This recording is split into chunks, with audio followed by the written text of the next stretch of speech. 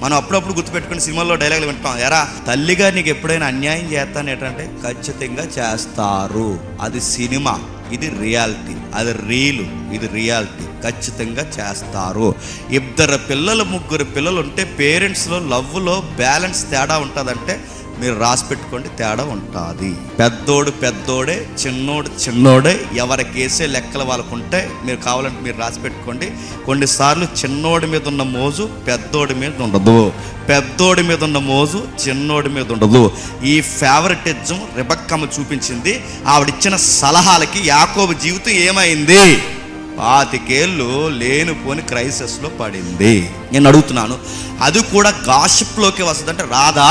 భర్త మాటలు సైడ్ నుండి విని ఆ మాటలు పట్టుకెళ్ళి కొడుకు ఎక్కించి ఇలాగలాగని చెప్పి ఆ కుటుంబంలో తలకాయ ఉండాల్సిన ఈవిడే కిరికిర్లు పెడితే ఆ కిరికిర్లకి ఆ ఎఫెక్ట్ ఎవరి మీద పడింది?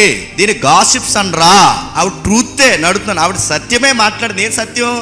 అలా ఆయన మాట్లాడుతున్న నిజమే.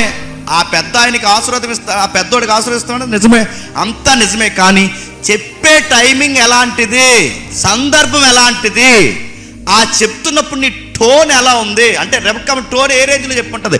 నీకు అన్యాయం జరిగిపోతుందిరా బేటా, అన్నయ్యకే మొత్తం ప్రాపర్టీ వెళ్ళిపోయేలా ఉంది. ఆ టోన్ వైబ్రేషన్ ఎలా ఉండుంటుంది చెప్పండి? చెడగొట్టి ఎడగొట్టలేదా?